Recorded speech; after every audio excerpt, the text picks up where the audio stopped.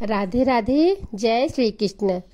मेरे प्रिय दोस्तों, पौराणिक मान्यता के अनुसार प्राचीन काल में असुर दंभ को महिषासुर नाम के एक पुत्र की प्राप्ति हुई थी, जिसके भीतर बचपन से ही अमर होने की प्रबल इच्छा थी। अपनी इसी इच्छा की पूर्ति के लिए उसने अमर होने का वरदान हासिल करने के लिए ब्रह्मा जी की घोर तपस्या आरंभ की। महिषासुर द्वारा की गई इस कठोर तपस्या से ब्रह्मा जी प्रसन्न हुए और उसे मनचाहा वरदान मांगने को कहा। ऐसे में महिषासुर, जो सिर्फ अमर होना चाहता था, उसने ब्रह्मा जी से वरदान मांगते हुए खुद को अमर करने के लिए उन्हें बाध्य कर दिया। परंतु ब्रह्मा जी ने महिषासुर को अमरता का वरदान देने की बात ये कहते हुए टाल दी कि जन्म के बाद मृत्यु और मृत्यु के बाद जन्म निश्चित है, इसलिए अमरता जैसी किसी बात का कोई अस्तित्व नहीं है।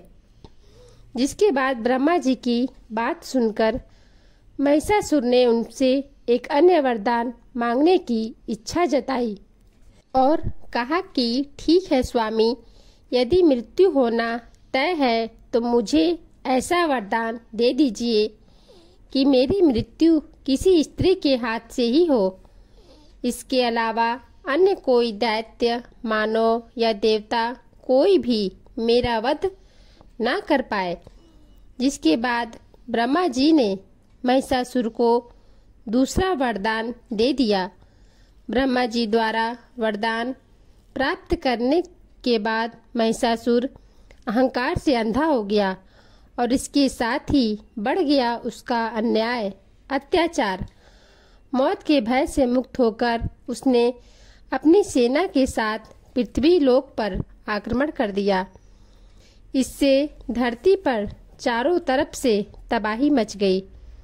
उसके बल के आगे समस्त जीवों और प्राणियों को नतमस्तक होना ही पड़ा। जिसके बाद पृथ्वी और पाताल को अपने अधीन करने के बाद अहंकारी महिषासुर ने इंद्रलोक पर भी आक्रमण कर दिया, जिससे उन्होंने इंद्रदेव को पराजित कर स्वर्ग पर भी कब्जा कर लिया। महिषासुर से परेशान होकर सभी देवी देवता त्रिदेवों अर्थात महादेव, ब्रह्मा और विष्णु के पास सहायता मांगने पहुँचे। इस पर विष्णु जी से उसके अंत के लिए देवी शक्ति के निर्माण की सलाह दी। जिसके बाद सभी देवताओं ने मिलकर देवी शक्ति को सहायता के लिए पुकारा और इस पुकार को सुनकर सभी देवताओं के शरीर में से निकले तेज ने एक अत्यंत खूबसूरत सुंदरी का निर्माण किया। उसी तेज से निकली माँ आदिशक्ति, जिसके रूप और तेज से सभी देवता भी आश्चर्यचकित हो गए। त्रिदेवों की मदद से निर्मित हुई देवी दुर्गा को हिमवान ने सवारी के लिए सिंह दिया और इसी प्रकार वहां मौजूद सभी देवताओं ने भी माँ को अपने एक एक अस्त्र शस्त्र सौंपे और इस तरह स्वर्ग में देवी दुर्गा को इस समस्या हेतु तैयार किया गया। माना जाता है कि देवी का अत्यंत सुंदर रूप देखकर महिषासुर उनके प्रति बहुत आकर्षित होने लगा और उसने अपने एक दूत के जरिए देवी माँ के पास विवाह का प्रस्ताव तक भेज दिया। अहंकारी महिषासुर की इस ओछी हरकत ने देवी भगवती को अत्यधिक क्रोधित कर दिया। जिसके बाद ही माँ ने महिषासुर को युद्ध के लिए ललकारा। माँ दुर्गा से युद्ध की ललकार सुनकर ब्रह्मा जी से मिले वरदान के अहंकार में अंधे हो चुके महिषासुर उनसे युद्ध करने के लिए तैयार भी हो गया। इस युद्ध में एक एक करके महिषासुर की संपूर्ण सेना का माँ दुर्गा ने सर्वनाश कर दिया।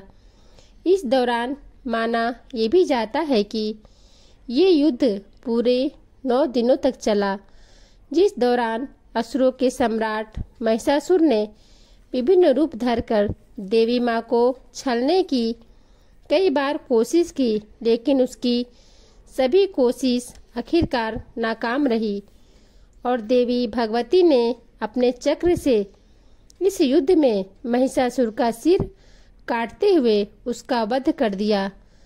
इस तरह देवी भगवती के हाथों महिषासुर की मृत्यु संभव हो पाई। माना जाता है कि जिस दिन माँ भगवती ने स्वर्गलोक, पृथ्वीलोक और पाताल लोक को महिषासुर के पापों से मुक्ति दिलाई, उस दिन से ही दुर्गा अष्टमी का पर्व प्रारंभ हुआ। जय माता की।